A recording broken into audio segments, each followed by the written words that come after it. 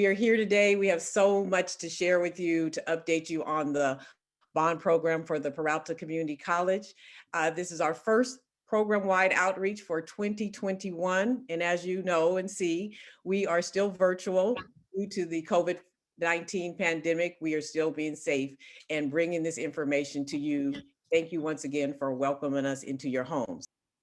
As part of our forum today, you will hear from the Peralta Community College District's leadership, as well as the bond program management team.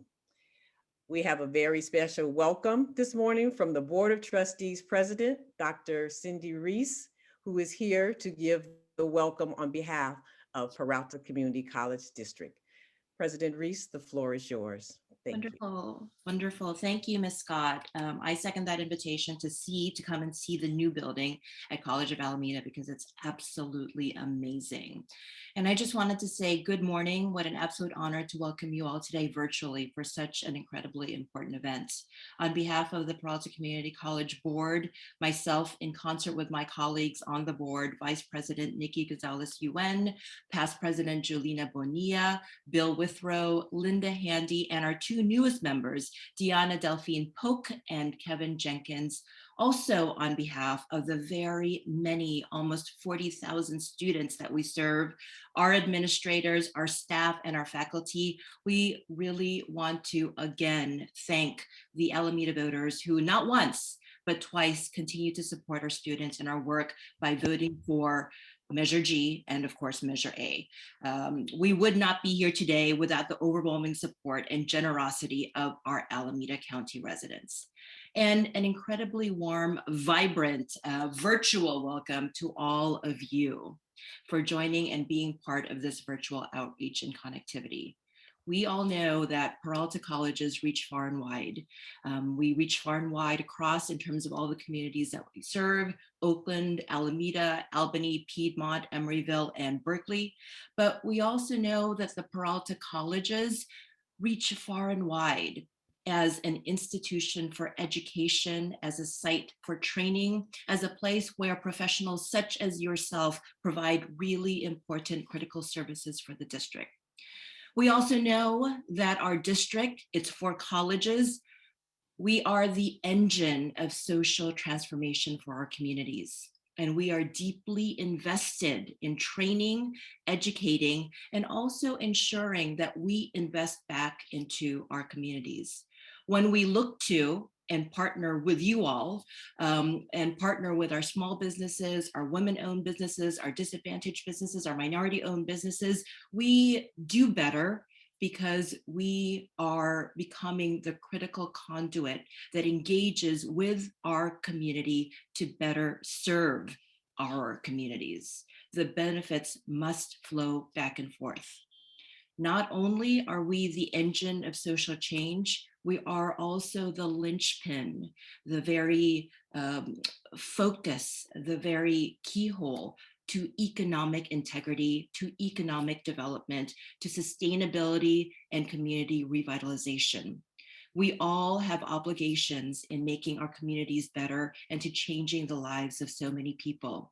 We partner with you today. We also ask that you champion and you partner with us. We train our students so they can work with you. We train our students so they can own small businesses. We want to hear from all of you to see how we can do better to train our students to meet your needs.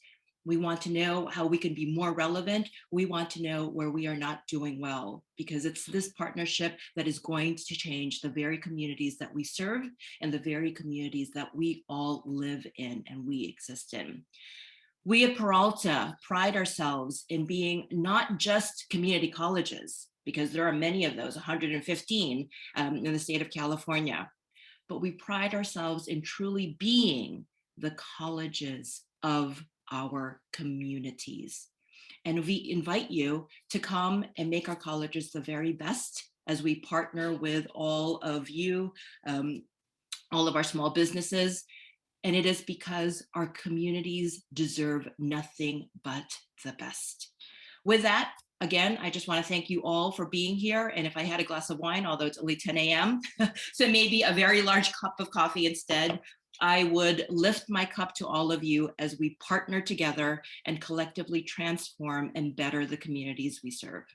Without further ado, I now will get out of your way so that you could do the great business of the day. But I also have the wonderful and great pleasure of introducing our acting Vice Chancellor, Miss Etheria Smith. Have a fantastic session. Thank you, President Reese, for that wonderful introduction. And thank you for the opportunity to be here this morning. As a representative of the Department of General Service and also Peralta, I echo everything the President just said. I'd like to thank the community for all the support that you've shown Peralta now and in the past. In 2008, you approved Measure A. That allowed us to address some of the immediate needs we needed to do on our facilities, to fix them, to bring them up. And also, we were able to build the Barbara Lee Science Center at Merritt College, and we were able to build the new Center for Liberal Arts, which you saw in the introduction. So I'd like to thank you all for supporting Measure A. And now you've reinvested in Peralta, and thank you for supporting Measure G. This will allow us to do a number of modernizations across the district, and we have a number of major projects lined up. But again, we reach out to you because we need your help. We need your support. We want to reinvest your investment back into our community. So in our major projects, we are looking to strengthen our small local business initiative, which you will hear more about this morning. And on our larger projects, we ask that the general contractor, whether it be design bid or design build bid, involve 25% of small local businesses. In addition to our major projects, we have a number of improvement projects that will be going on, and we need to know you're out there. So please come to our website, sign up. We need your support as small local businesses to continue to support each other. At this time, we're facing a major pandemic, and this Measure G is something that we're granted to reinvest back into our community to help stimulate economically small local businesses. And to give you more information about what we're going to do, I'd like to introduce our team, the AECOM team. Go ahead, Keith, take it away. All right. Thanks, Etheria. Good morning, everybody. Great to see everybody again. Thanks for attending today and getting an update on what we've been up to over the past a little over a year since we've been on board from the AECOM side, working with the district. My name is Keith Kajia. I'm the Bond Program Manager and Executive over the AECOM team for the district's program management team. Today, our presenters include Ray Leving, who oversees our contracts and procurements, as well as finance group. Sharon Serrano, who is our design and planning lead from the AECOM side. Brian Slaughter from the district purchasing director. And Shonda Scott, who you've met earlier, who kind of leads all of our outreach efforts. Next slide. Let me provide kind of an overview of the program, some of the things we've been up to. Here's the management structure of the program management organization. As you can see, the program manager, myself, I report to the Department of General Services, to Etheria Smith. And underneath us, we've assigned and selected really three construction management firms, one for each college. Kitchell is overseeing the Berkeley City College projects. Swinnerton is overseeing the Laney College projects. Kitchell's also seeing the Merritt College projects, and Roebelin is overseeing our projects at the College of Alameda. Next.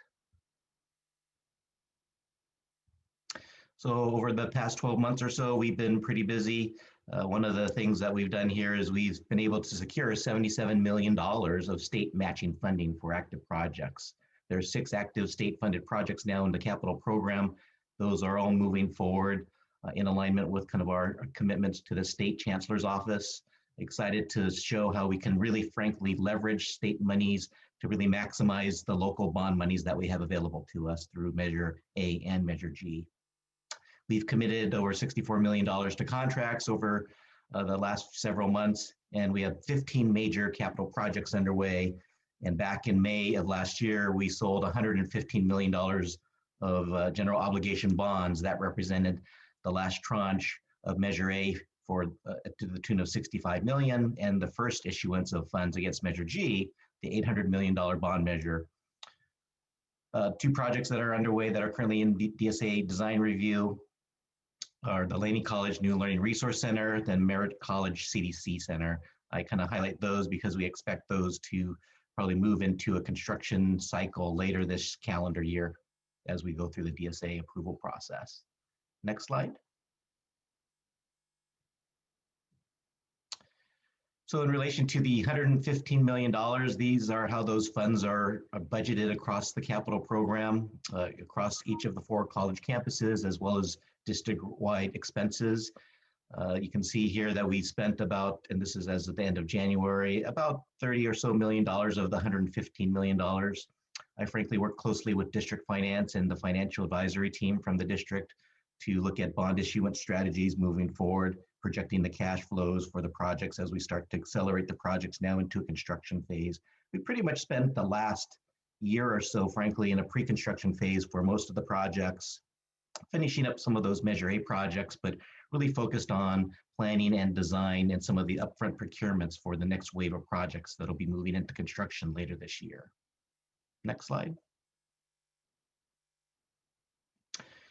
So overall, one of the first deliverable documents that we produced, that the ACOM team produced for the district, was a bond spending plan. You've likely seen that. It's available on the Build Peralta website.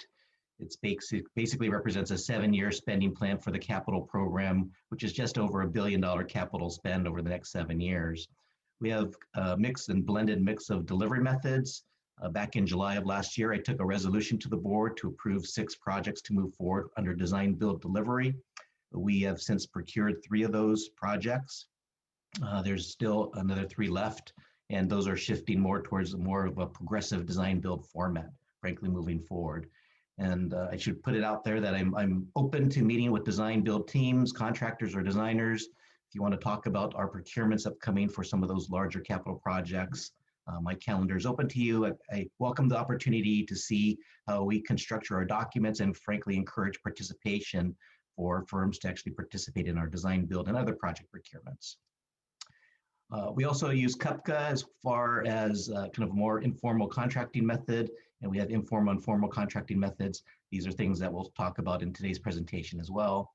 As far as types of projects, we have major capital projects that you'll see in the bond spending plan as discrete line items, as large projects, typically over $5 to $10 million.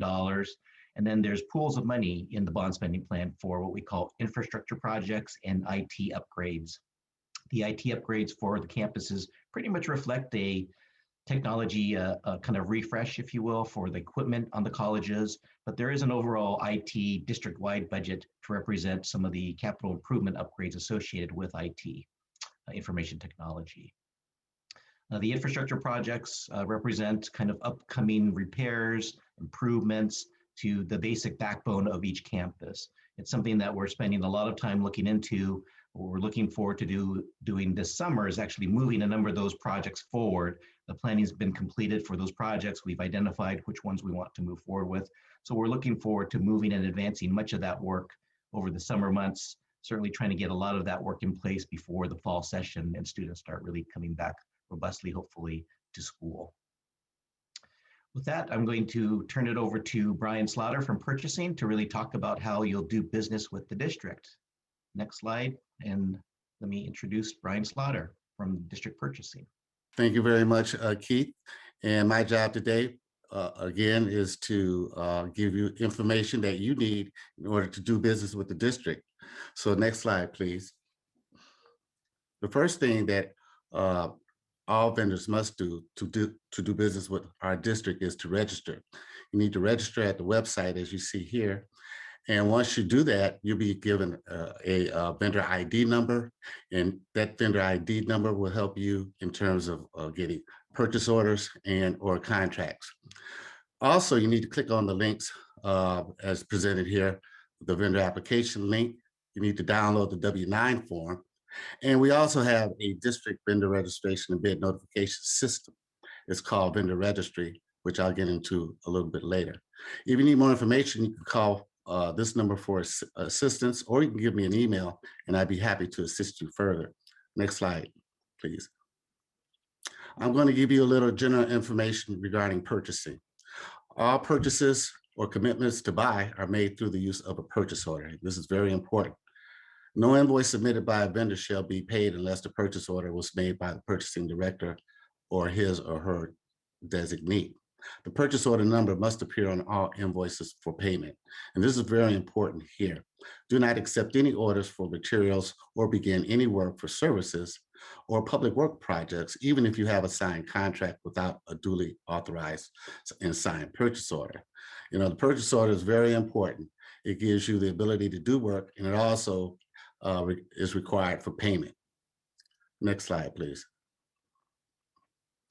Now, with reference to construction and maintenance projects, these are the procedures used with bid thresholds. So I'm going to tell you right now, anything in construction, $60,000 or less is a negotiate. We can use a negotiated contract. We can issue a purchase order, or we only need one written quote or proposal. Items for construction projects between $60,000 and up to $200,000 requires informal bidding, and that's because we're complying with the California Uniform Public Cost Accounting Act, as per Public Code Contract 22032. Anything more than $200,000, formal bids are required. Next slide, please. You can get all of your resources by going to the purchasing and website, and here's the link that'll take you there. Again, I want to stress one of the most important things is to be registered with the district. That gives you a vendor ID number. You can also, once you get the vendor ID number, when we assign purchase orders, we need that ID number in order to get that purchase order to you. It has a lot of other resources there. It talks about CUPCA. It talks about how to do business. It also has requirements for SLBE and SLEBE certification requirements and board policies and procedures. So make sure that you go to our link and utilize the resources that we have for you there. Next slide, please. So today, I'm going to talk to you about the Uniform Public Cost Accounting Act. The board adopted this act to help expedite purchases specifically for construction and our bond program. Next slide, please. Now, the procedures prior to this for formal bids were $15,000. However, using this process here, it eliminates the $15,000 bid threshold, and the formal bid threshold is now $200,000. But it gives you some options.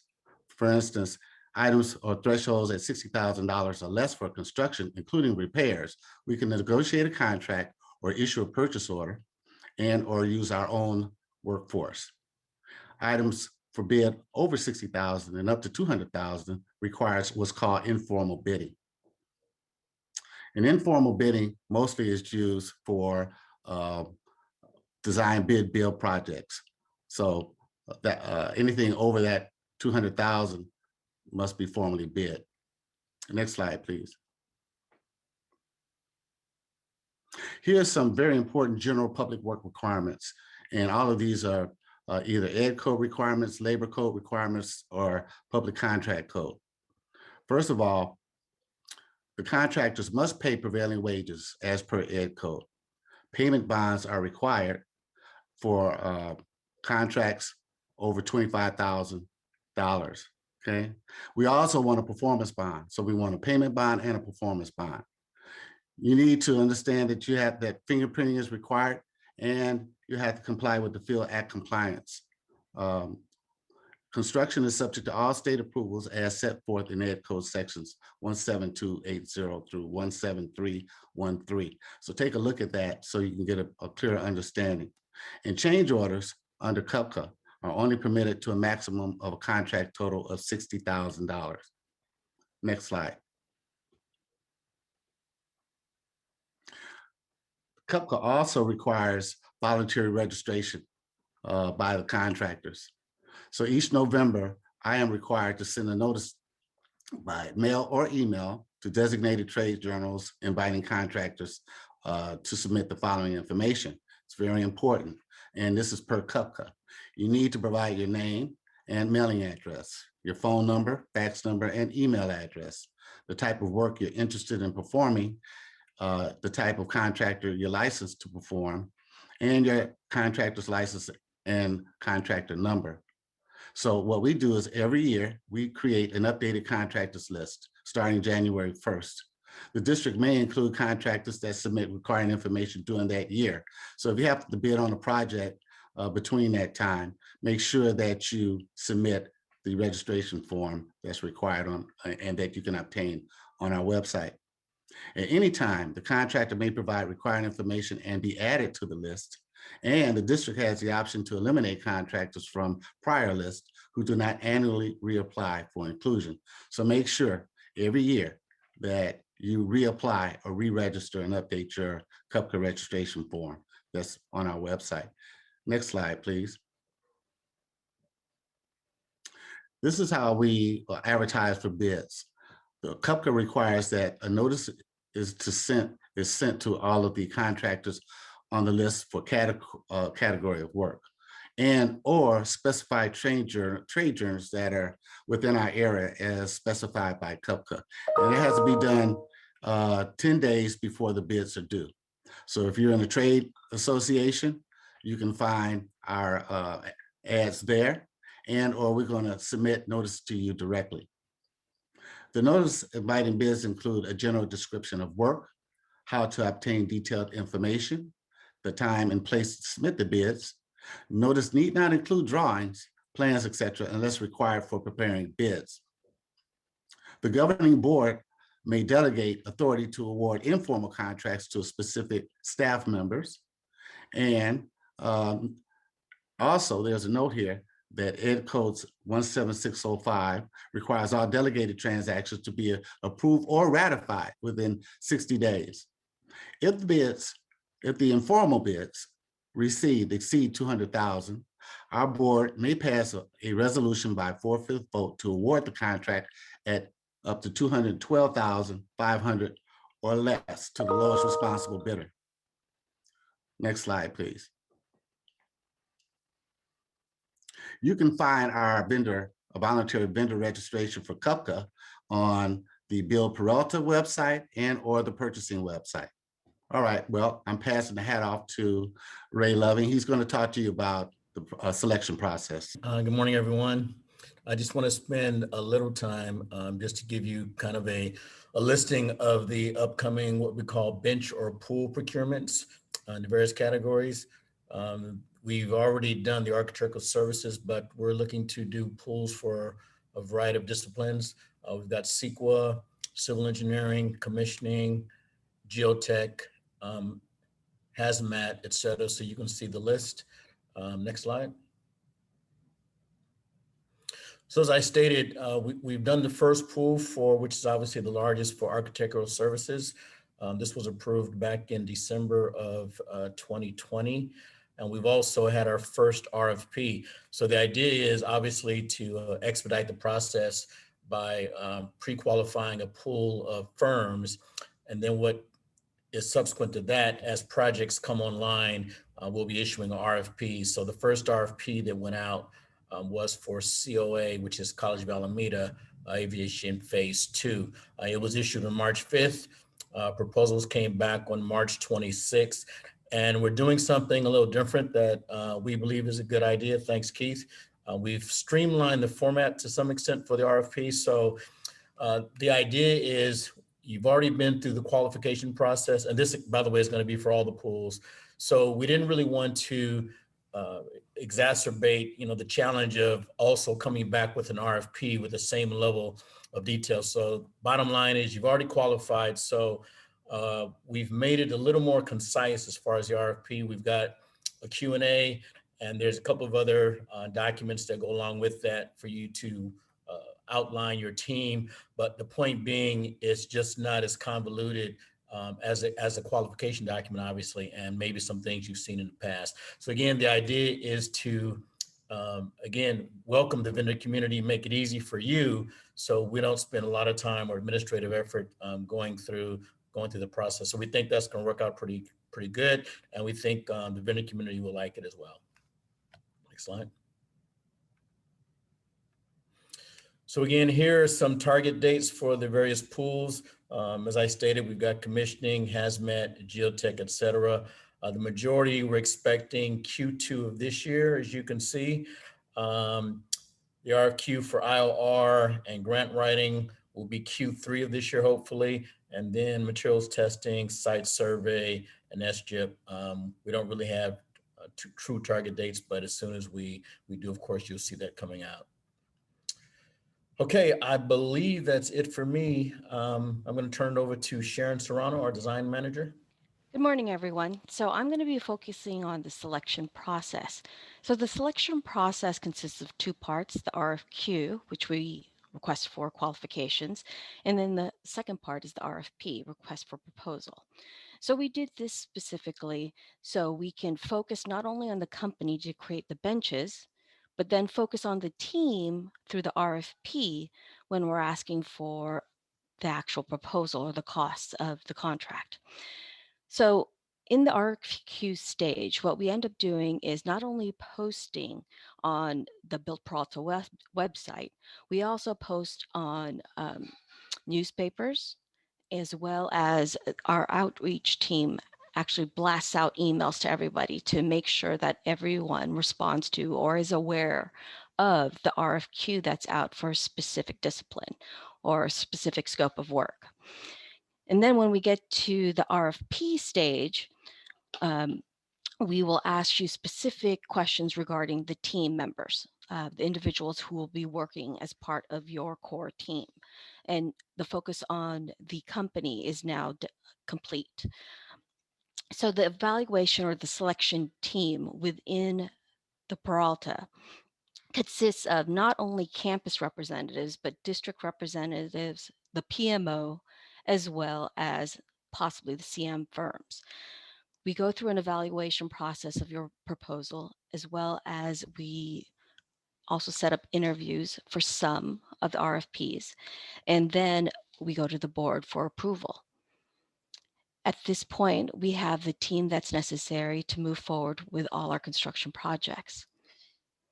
And that is a quick review of the selection process that the Peralta has put together. Now I'm going to turn it back to Keith to finish off the presentation. All right, thanks, Sharon.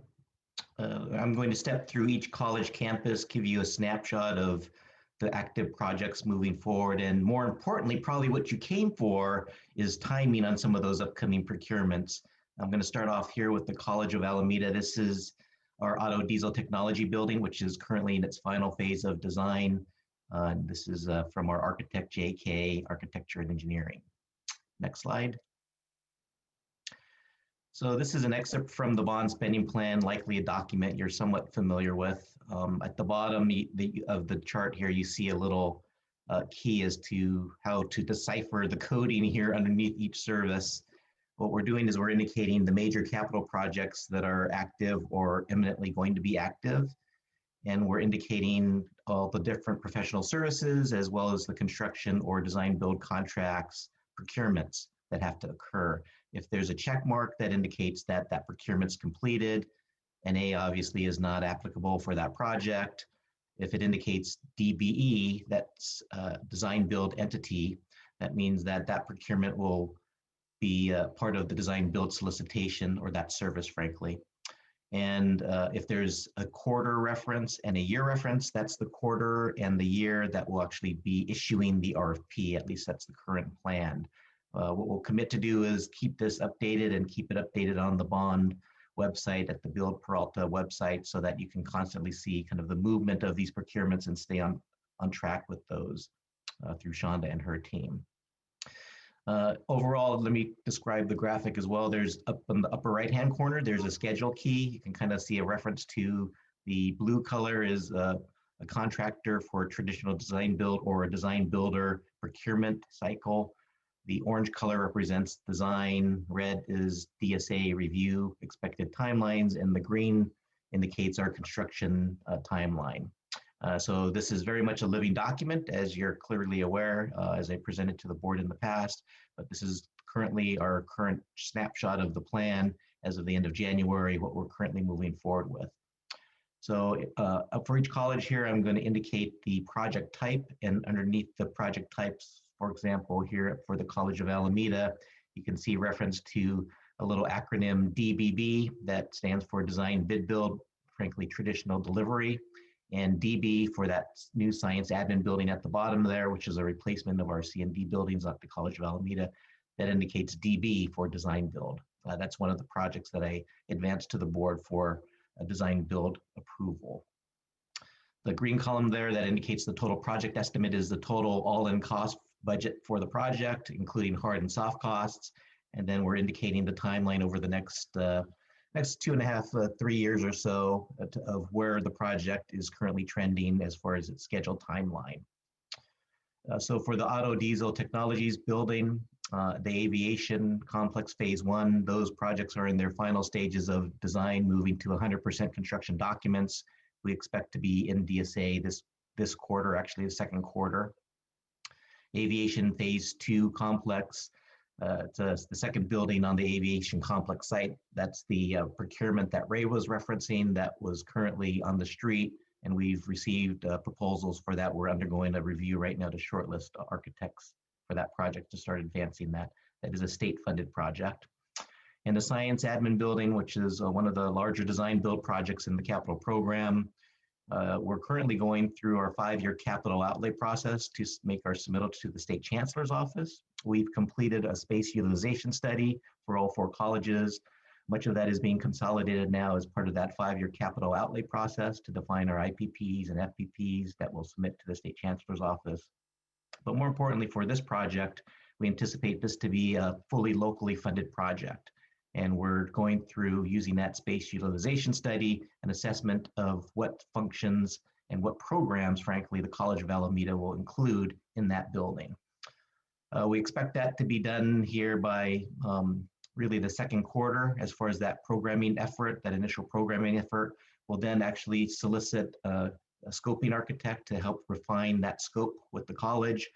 And so we expect that to happen in the third quarter of this year. And by the fourth quarter, have enough of the information from the scoping architect defined so that we can actually begin the solicitation for a design build entity to actually deliver that building.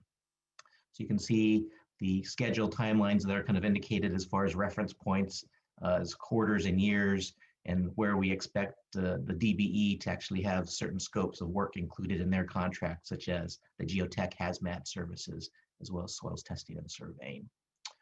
That's the current plan, so stay tuned and stay in touch with our bond website so you can keep up to date on the procurement. This project, I know when I last presented to you, we thought we'd be underway by this point. There were some ongoing things related to scoping of the project, and we frankly wanted to finish our space utilization study to actually really be able to size the building properly for what the campus really needs. And programmatically, the colleges are going through their educational master plans as well to kind of decide how they're going to frankly deliver education moving forward, especially given the COVID situation that we've been under as of late. Let's go to the next campus. Next campus is Berkeley City College campus. This is the existing building, which we will modernize in the future. But next slide, please. The main project that's been going on there is a new building. It's the extension of the campus to the corner of Center Street and Milvia. The district owns the building on the corner of Center Street and Milvia at 218 Milvia Street. We've been going through a design build procurement. We've just finished the selection. We're moving to the board in the April meeting to get board approval to advance the design builder to move forward with the project. But you can see from this schedule, there's a number of other services that we'll ultimately need for this project as well. I think the next one that's really going to be needed is to bring on our commissioning agent up front for the project. So that's indicated here. And that's one of those benches that Ray was referencing as far as establishing a bench through which we'll solicit a commissioning agent for the project. Next slide. We'll go to the Laney College campus. This is a rendering of the new Learning Resource Center by Nolan Tam, but this is the new Learning Resource Center, which is currently in DSA. Here's their major capital projects for the Laney campus. There's a locker room modernization project, which just had its board, the board approved the design build procurement for that project at one of the last meetings. And so we've issued a notice to proceed to that design build entity to move that project forward. There's a central plant cooling tower, which is also a design build project. We have that design builder underway right now. They're moving through design. The Learning Resource Center is that project that we're looking at the rendering that's currently in DSA. And there's also a Laney Theater modernization, which is also traditional delivery, which is going through its final design phases, hopefully going to DSA in the second quarter of this year. So again, you can see rough timelines of some of the upcoming procurements associated with those projects. Much of them have been underway for some time, so many of the consultants are on board for those projects, but there's still some opportunities certainly related to commissioning and some of the construction phase services that we'll be soliciting, both for materials testing and inspector of record, of course, and contractors, where they're not design build delivery. And let's go to the next campus, which is Merritt College. So this is the Child Development Center designed by AE3 Partners. So thanks, Doug and team, for the work you've been doing there. This project is also in DSA. We expect this to be one of the first projects to actually move into construction later this year. Next. So here's a list from the bond spending plan of their major capital projects. The Child Development Center is what we just looked at, but there's also a horticulture building, which is in its final phases of design. That's a state-funded project as well. And another one of our larger design builds is the science, or not larger, but one of our design build projects is our Science and Allied Health TI Improvement Project. I've indicated that as design build at this point. We're having some ongoing discussions of what that will ultimately be. It's frankly a build out of the unfinished spaces in the Barbara Lee Science Building. It's been pushed out a bit because we're working with the college to define the spaces that'll be incorporated into the building. So at this point, we don't expect really to be moving forward with the design build procurement until early next year. But we'll probably be soliciting a scoping architect in this current calendar year. And so you can see the timelines as they've been referenced here. I should probably note that each college also has an infrastructure project budget spend. And as indicated kind of at the beginning of the whole presentation, there are a number of infrastructure projects that will be delivered under the CUPCA delivery method and kind of informal and perhaps some formal contracting as well for infrastructure spends. What we'll be doing is starting to kind of track that more discreetly and posting a schedule of those opportunities on the Build Peralta website. But just kind of to give you a broad brush gloss over of some of those major projects. We have two kind of ADA improvement projects that we're planning, one at the College of Alameda and one at Merritt College. We've completed an ADA assessment and we will be onboarding our architect for those two campuses to actually help us take that scope of work from the assessment and create an ADA package to actually go out and bid so we can make those improvements on those campuses. There's a number of smaller infrastructure improvements, more tied and associated with mechanical, electrical, and plumbing. In some cases, many of those have been ongoing and underway through informal contracting. They represent smaller spends, but we'll be utilizing CUPCA for much of those repairs to try to make those over the summer as well. We're also moving forward with a roofing program. So we've done a district-wide roofing assessment across the board. And through that assessment, we've defined which buildings need to have re-roofs or repairs.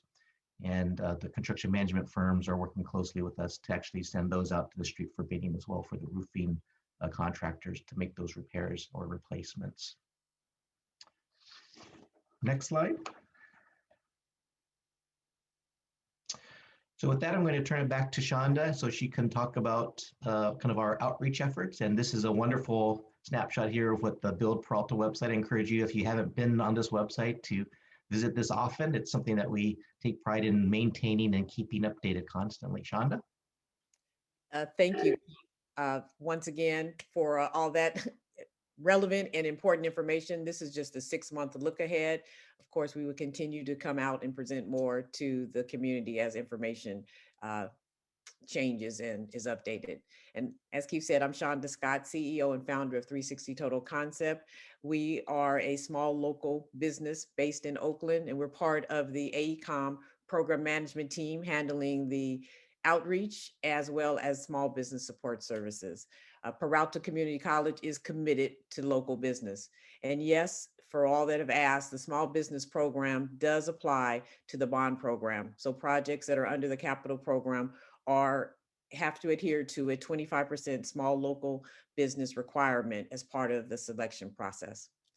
Next slide, please. Although the district is not a certifying agency, the district honors small local certifications from other local agencies such as the City of Oakland, Alameda County, and the Port of Oakland, just to name a few. However, in order to meet the district's small local requirements, your firm must fall within the revenue size standards listed on the slide.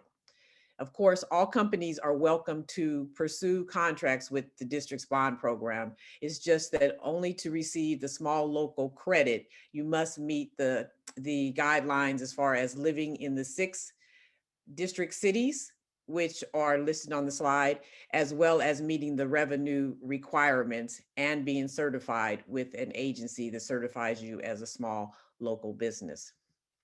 Next slide, please.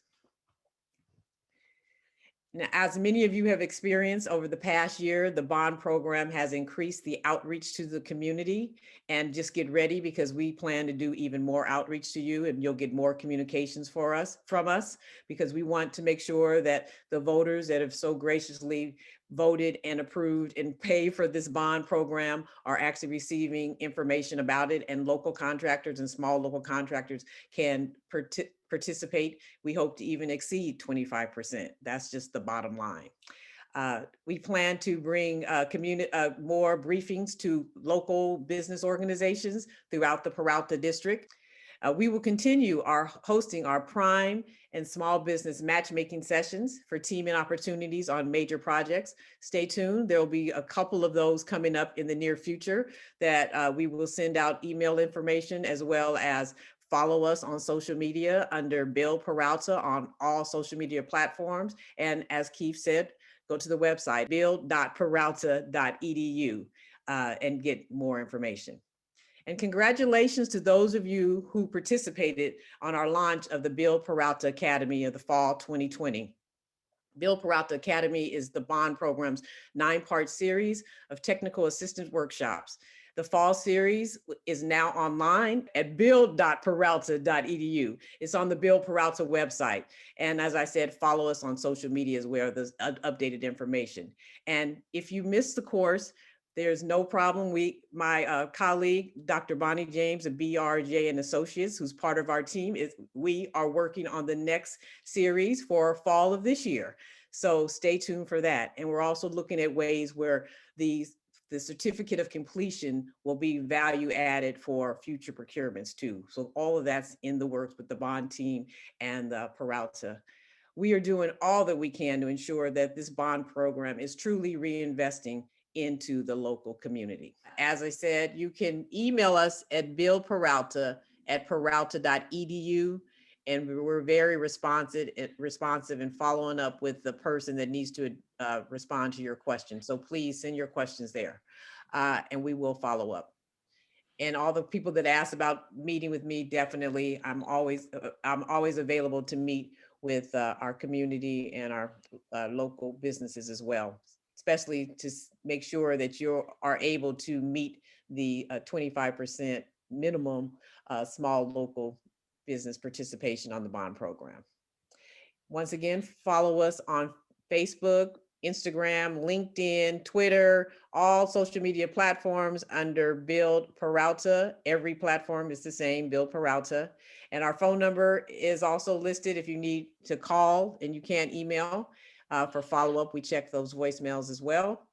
And once again, I just want to thank everybody, our whole team, and all the community that showed up today for participating in this first of 2021 bond overview of the 6-month look ahead for the bond program.